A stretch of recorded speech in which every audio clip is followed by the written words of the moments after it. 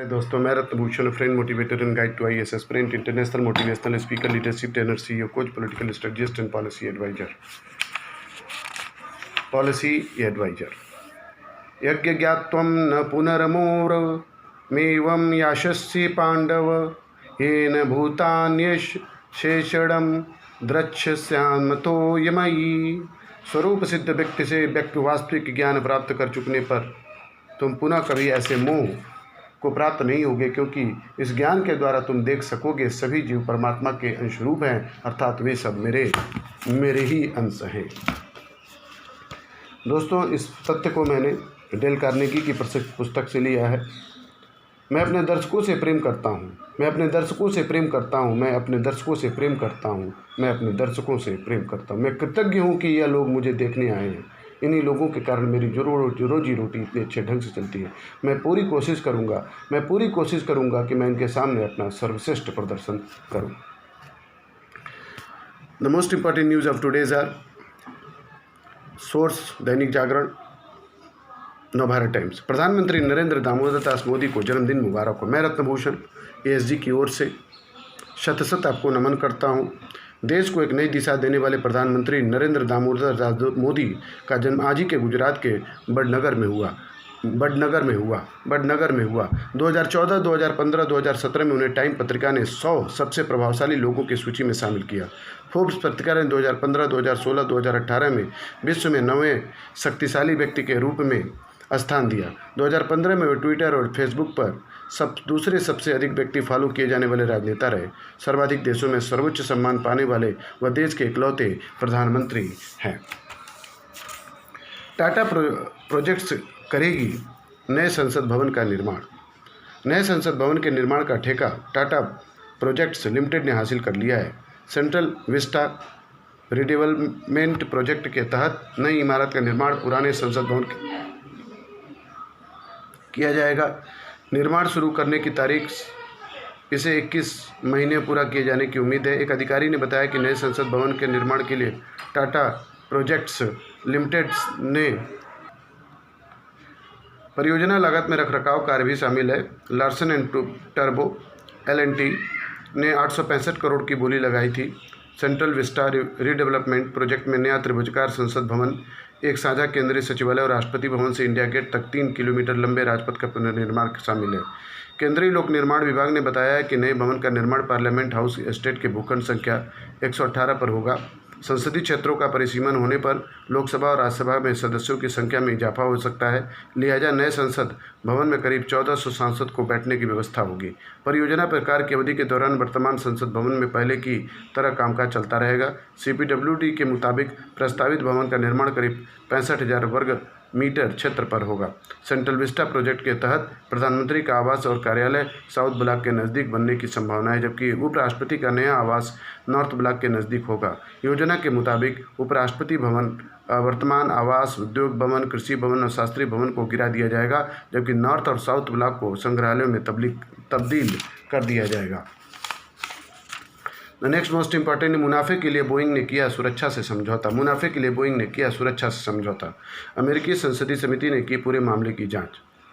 6 महीने के भीतर 2 विमान हादसों और 346 लोगों की मौत के मामले में अमेरिकी संसदीय समिति ने विमान कंपनी बोइंग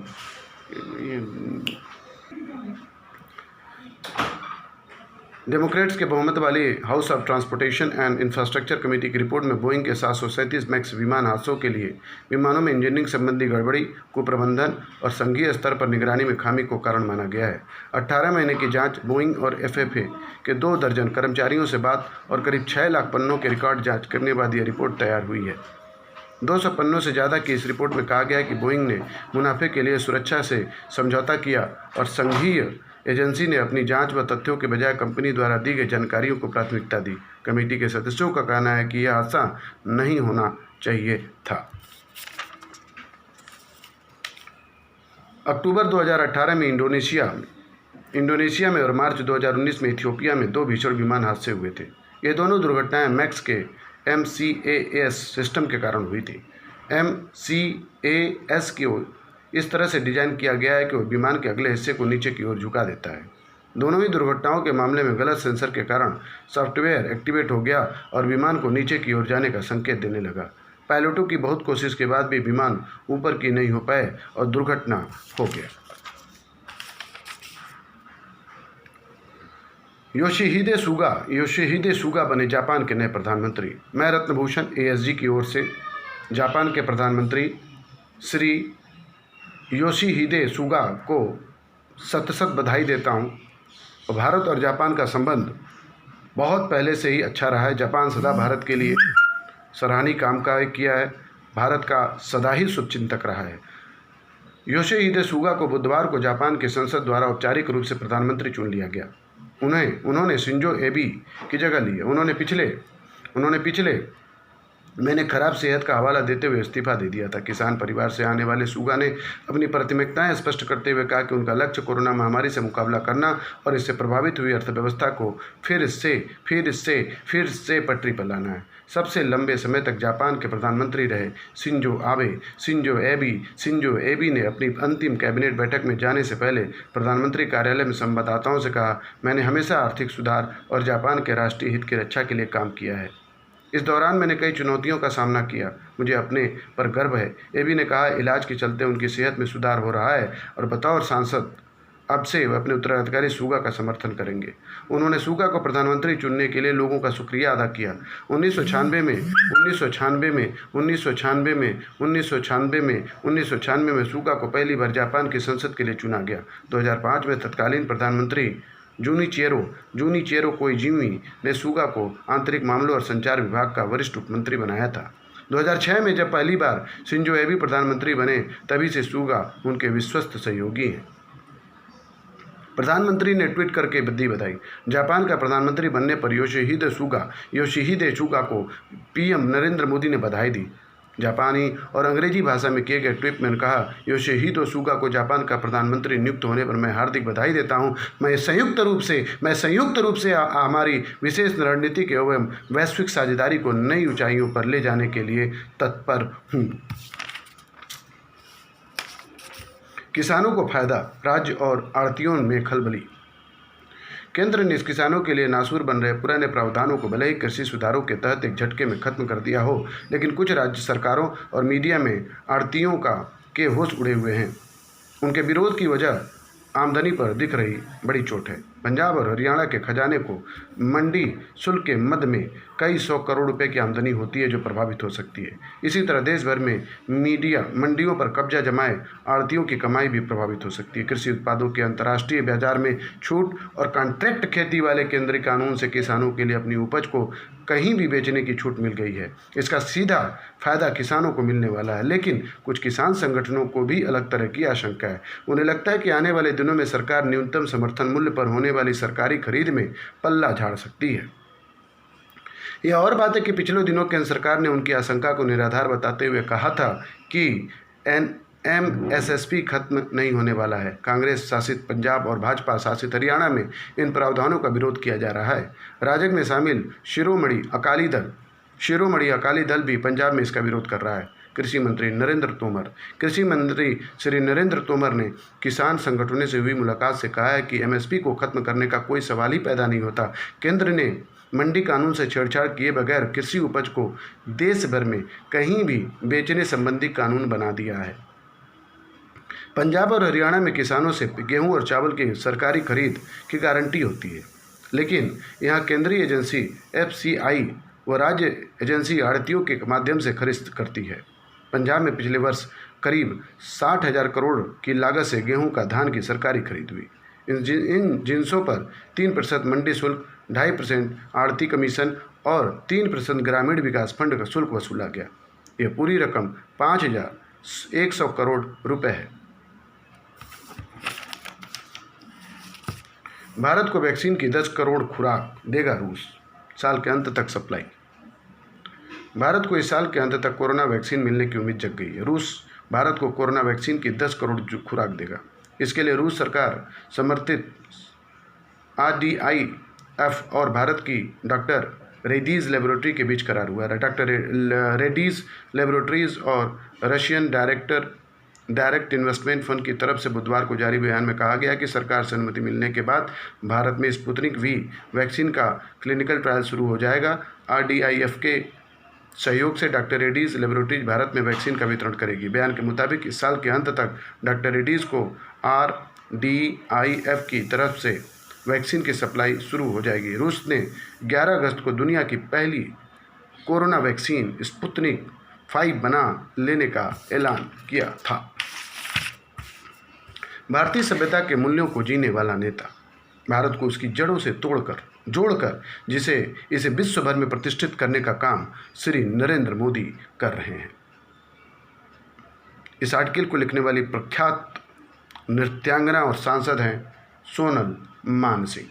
हाल तक ऐसा दौर रहा जब भारत के राजनीतिक और प्रशासनिक वर्ग को गंभीरता से नहीं लिया जाता था। वे भारतीय सभ्यता की विरासत तथा सांस्कृतिक जड़ों से भी अलग थलग रहा करते थे। आधिकारिक बैठकें सत्ता के गलियारे में तक सीमित रहती थी और खानपान महंगे होटलों की रसोइयों के स्टैंडर्ड मेन्यू तक सिमटता रहता था। भारत ने खुद ही अपने दरवाजे बंद कर लिए थे। यह बदलाव के लिए कदम नहीं उठता और अपनी पर अलग पहचान नहीं बनाता था। भारत जैसे विविध भाषाओं, खानपान, संस्कृति, वेशभूषा और धर्म वाले देशों में आधुनिक लगने और राजनीतिक रूप से सही दिखने के लिए सभ्यता के सामान्य सूत्रों से किनारा कर लिया गया था। अपनी पहचान के बारे में आत्मनिंदा और क्षमा याचना से भरी बातों से चलते भारत का वास्तविक चेहरा भी छिप गया था। कम्युनल कहलाने का डर। यह कस्बकस में भरा एक ऐसा परिदृश्य था जहां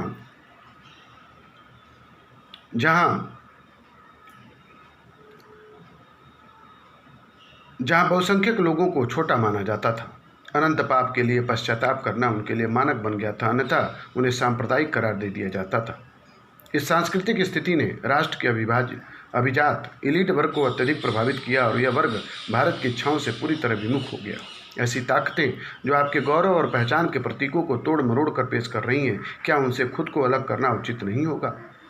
नतीजा ये हुआ कि चाहे भाषा, संस्कृति, संगीत, कला या अपने स्वर ही क्यों न हो, उनकी अभिव्यक्ति की स्वीकार्यता रसातल में पहुंच गई थी। विडंबना यह है कि भारत से इतर दुनिया अपनी मूल पहचान तथा उसके मूल तत्वों से जुड़ी रही तीन और प्रसिद्ध भारतवर्ष अभी तक हमें अपनी मौजूद भौगोलिक सीमाओं के भीतर जीवन जीने के एक तरीके, एक सभ्यता और संस्कृति की पहचान याद दिलाता है। असली भारत के बहिष्कार का यही आईना है जिसे नरेंद्र मोदी की सांस्कृतिक पहचान की शांत किंतु दृढ़ अभिव्यक्ति ने तोड़ दिया है। एक ऐसा नेता भारत के हृदय से उभरा है जो अपनी संस्कृति जड़ों को लेकर बहुत स्पष्ट है और उन्हें खुले तौर पर प्रदर्शित भी करता है। यहाँ हम एक ऐसा राजनेता देखते हैं जो अपनी पारंपरिक भारतीय पोशाक में दिखाई देने में संकोच नहीं करता, चाहे भारत में हो या विदेश में। यह नेता तमिलनाडु के परिधान में वेष्टी धोती में भी उतना ही सहज है जितना पूर्वोत्तर की टोपी या फिर नौकरशाही के बंद गला में, जिसने हमारी राजनीति और कूटनीति का लंबे समय तक प्रतिनिधित्व किया है। नरेंद्र मोदी ने भारत की वैविध्यपूर्ण संस्कृति के लिए बार बार अपना समर्थन दिया है, चाहे वो नृत्य, कला, संगीत, पोशाक और खान पान की आदत आदि जिस रूप में हो। वे सही मायने में इसके सर्वश्रेष्ठ सांस्कृतिक राजदूत हैं। हमें याद आता है कि कैसे उन्होंने हाउडी मोदी कार्यक्रम में कई भाषाओं में खुद को अभिव्यक्त करके भारत की भाषाई विविधता दिखाई। भारत की अभिव्यक्ति का यही उच्चारण है जो हमें बताता है नरेंद्र मोदी का गर्व खुद को श्रेष्ठ महसूस करने को लेकर नहीं, बल्कि वह स्वयं में सहज होने से उपजता है। यह बात भारतीय लोगों तक भी पहुंच गई है और वे अपनी संस्कृति भिन्नता को लेकर हीनता का अनुभव नहीं करते। अंतर्राष्ट्रीय योग दिवस भारत की वास्तविक सॉफ्ट पावर को दुनिया के सामने प्रस्तुत करने में लगी रचनात्मक कार्य का प्रमाण है। नेताओं को नई दिल्ली के अपने दायरे से बाहर निकालकर अहमदाबाद, वाराणसी, चंडीगढ़ या मामल्लापुरम जैसी जगहों पर ले जाकर नरेंद्र मोदी ने दिखाया कि यह नया भारत दरअसल पुराने और नए दोनों के साथ सहज है और अपने सभ्यतागत मूल्यों और विश्वासों से संचालित है। माँ गंगा को अर्पित भावांजलि में केवल मोदी के शब्द नहीं हैं, ये शब्द तो दुनिया भर में फैले उन करोड़ों लोगों के विश्वास का प्रतिनिधित्व करते हैं जो इस भावना को साझा करते हैं। चाहे केदारनाथ की एक गुफा में बैठकर शिव का ध्यान करना हो या उन्मुक्त ढंग से भारतीय धर्मग्रंथों से विचार उद्धृत करना हो, मोदी एक ऐसा सभ्यता पहचान की जागृति करने का प्रतीक है जिसे जबरन नींद में धकेल दिया गया था। चाहे ढाका में ढाकेश्वरी मंदिर के दर्शन करना हो या काठमांडू में भगवान पशुपति नाथ के या फिर अबू धाबी के पहले मंदिर का उद्घाटन करना, भारत की अपनी जड़ों से जुड़ना अब उत्साह से छलकती हुई क्रिया का मन बन गया है और यह ऐसा क्षण है जिसके लिए लोगों ने बहुत लंबा इंतजार किया है। संवाद और विमर्श के उदाहरण के रूप में आदि शंकराचार्य और मंडन मिश्र के बीच के महान शास्त्रार्थ दिए गए नरेंद्र मोदी के संदर्भ दरअसल एक ऐसी सभ्यता को लेकर एकदम सही समझ प्रस्तुत करते हैं जो ज्ञान को पूजती है, परस्पर विश्वास के जरिए विजय प्राप्त करने में यकीन रखती है और परिस्थिति या पद की परवाह किए बगैर सम्मान की गारंटी देती है। मोदी बारीकियों का मूल्य जानते हैं। अपनी संस्कृति और सभ्यता के प्रति उनका प्रेम भाव कभी भी कर्कश या वर्चस्ववादी नहीं होता। यह प्रेम की एक स्वचालित व्यक्ति मात्र है, कोई शक्ति प्रदर्शन नहीं है।